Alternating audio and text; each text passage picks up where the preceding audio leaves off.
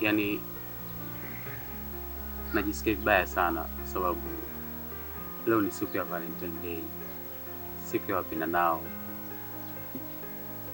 Nimeona watu siku ya leo wanaposti wakiwa na wapenzi wao, wanaposti wakiwa wamesurpriseiwa na wapenzi wao, lakini wengine wanaposti wakiwa wameletewa zawadi na wapenzi wao. Lakini imekuwa tofauti kwangu, nimekuja mikono mitupu. Sikupenda kwa sababu naumia, lakini nimejaribu kutembea katika maduka kadhaa ili mradi kama naweza kupata chochote kile ambacho naweza nikakuletea wewe mpenzi wangu, lakini bajeti yangu haikuniruhusu. Nilikuwa na bajeti kidogo, ndio maana sikuweza kufanya hivi. Valentine sio lazima maua, sio lazima zawadi nzuri au vitu vyovyote vile vya thamani.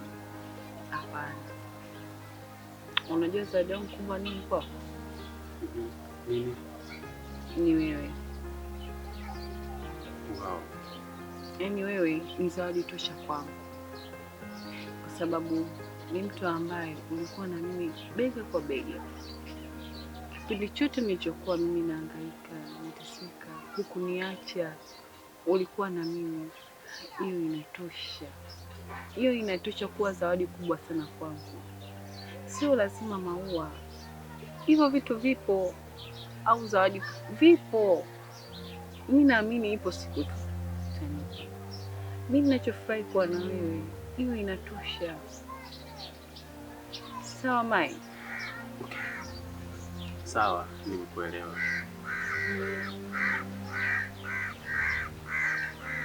Hujaniletea zawadi, lakini mimi nimekuletea zawadi. Wow. Kweli?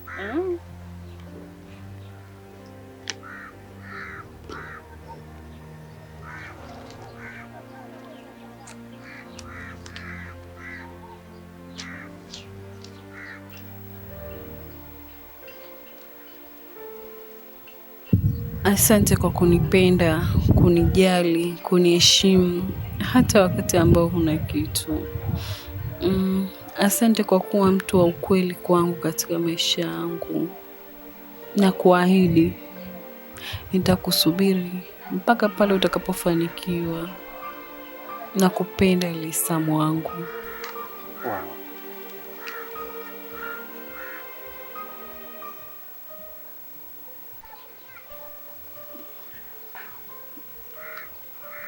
Asante sana, asante sana. Nafurahi kwa maneno yako mazuri ambayo umeniambia. Mimi napenda kukuahidi kwamba nitakupenda, nitakujali siku zote mwa maisha yangu, na nafurahi pia kwa kunijali na kunivumilia kote kwa ambako umesema. Nashukuru sana.